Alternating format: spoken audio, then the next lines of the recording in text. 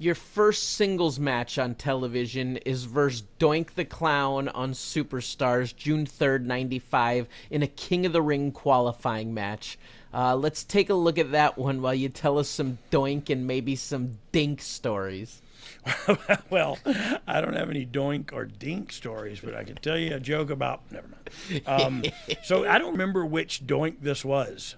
Like, I don't remember who this guy was. It might have been Matt Bourne. I don't know.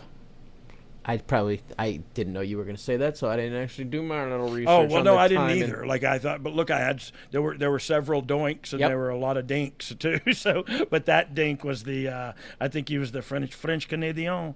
My name is Me llamo Dink. I don't know why he's Spanish and speaking with a French accent. It's probably because I'm not smart. But look, when I watched this back, I thought like at this stage in the industry, I was doing all right. You know what I mean? Like I was okay as a wrestler. I was doing okay anyway. Doink was always fun to play with as a character on the PlayStation video game. Oh yeah, could he do stuff like tricks and He'd had little tricks. spray and then- water in people's faces? Exactly. Yep. What a great spot. Fun story about this match is that it was taped a couple of weeks earlier than it had aired on May 16th, and you actually had to take a month off after this, reportedly due to a staph infection. Do you remember what happened with that? There was an infection in the staff? No, so Blue Chew can't help with that. That one's going to require a doctor's visit. That's going to require a shot, my friend. So I remember getting on an airplane in Minnesota, flying to Atlanta, and by the time I got to Atlanta, which is where I was staying at the time, my knee had swollen up to like basketball size. I went home and sat on the couch, and my brother and Joey Maggs, I don't know if that's a blast from the past, came over and said, dude, you got to go to the hospital. And I ended up staying in the hospital like 5 days.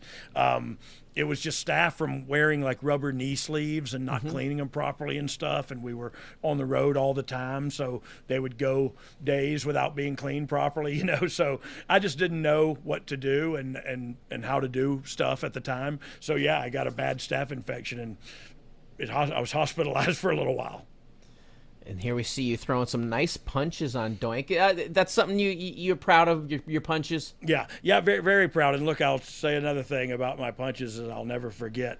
You see that innovative offense Running back there, the elbow. cut off? It was the cut off because it was like a desperation cut off, like he had just got me. Anyway, Michael Clark Duncan of the Green Mile fame told me in LA one time I had the best punch in the business, that people always go down on them. And I said, well, that's because I asked them to.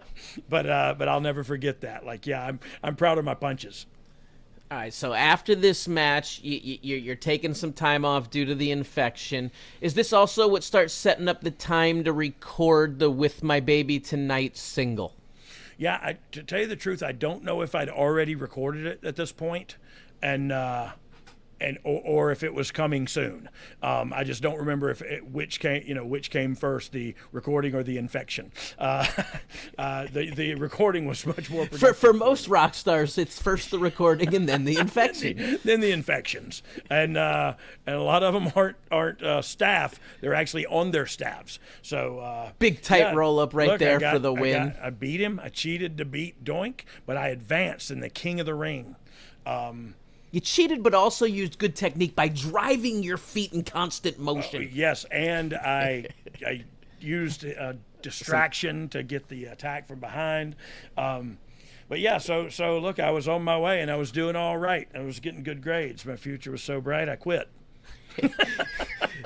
As you're off for the infection, Jeff appears by himself on TV for a few weeks, and they tease on commentary there's dissension between you guys because you qualified for King of the Ring and he didn't.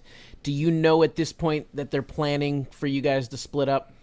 So yeah, look, I always knew the plan was to split up. Like I in retrospect, I don't think 6-8 months, whatever it was. Like I feel like we could have done it a year from then, but I don't know what the reasoning for was to rush right through it. Now, at this point, it might have been, look, we got to do what we can while he's out to promote all this stuff so that we can do it when he comes back and we can at least do the idea. but yeah, I don't know why it happened. It just all happened really fast after that. As it's happening fast, what's everyone's mindset on the plan? Are you expressing confusion of why it's happening so fast, or just kind of being pulled in the direction? No, I'm just being pulled in the direction for sure. But also, like, you're just seeing that stuff on TV. Like, I'm at home watching, and they're talking about the dissent between us, and I was like, wait, that's no good. There's no dissent between us, not yet. But again, things happen.